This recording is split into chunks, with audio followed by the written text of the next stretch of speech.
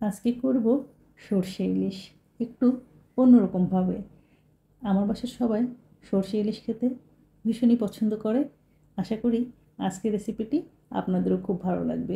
যদি ভালো লাগে অবশ্যই কিন্তু একটা লাইক দিবেন আর কমেন্ট করে আমাকে জানাবেন। ভিউয়ার্স, আজকের ইলিশটি একটু ছোট, তবে বড় ইলিশে সরষে ইলিশ করলে বেশি মজা হয়। একটি প্যানে আমি নিয়ে নিচ্ছি সরিষার তেল। ইলিশ মাছের সাথে আসলে সরিষার তেলটাই বেশি ভালো যায়। তেলটা গরম হলে দিয়ে দিলাম পেঁয়াজ বাটা।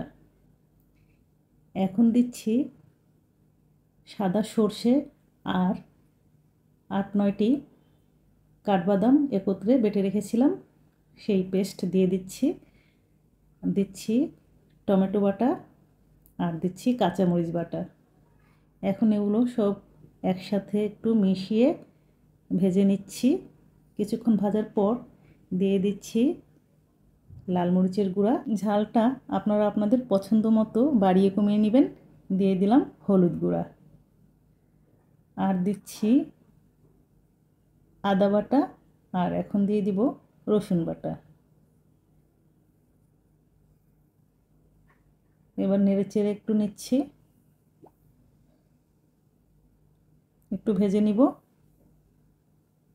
এখন দিয়ে দিচ্ছি স্বাদ মতো লবণ। আপনারা যে যেরকম লবণ খাবেন সেই রকম বাড়িয়ে কমিয়ে দিবেন। এখন খুব ভালো মতো ভেজে নিতে হবে, মশলাটা একদম শুকনো হয়ে যাবে, সে পর্যায় পর্যন্ত ভেজে নিতে হবে।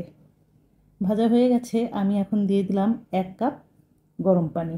পানিটা যখন ফুটে উঠবে দিয়ে দিব কেটে পরিষ্কার করে রাখা ইলিশের টুকরো।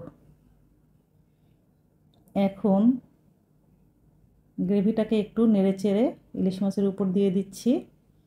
তারপর ঢেকে রান্না করব 5 মিনিট মতো।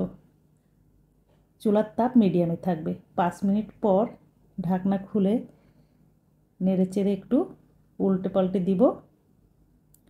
তারপর আবারও 5 মিনিট আমি রান্না করে নেব। ভিউয়ার্স, আমার রেসিপিগুলো যদি ভালো লাগে অবশ্যই আমার পেজটাকে ফলো দিয়ে দিবেন, আর ইউটিউব থেকে দেখলে অবশ্যই আমার চ্যানেলটিকে সাবস্ক্রাইব করবেন প্লিজ। রান্না প্রায় শেষের পর্যায়ে, শেষ মুহূর্তে আমি দিয়ে দিচ্ছি কয়েকটি কাঁচামরিচ। কাঁচামরিচ দেওয়ার পরে অল্প আছে আরও 2 মিনিট আমি চুলায় রেখে দিব, তারপর নামিয়ে পরিবেশন করে দেখাবো।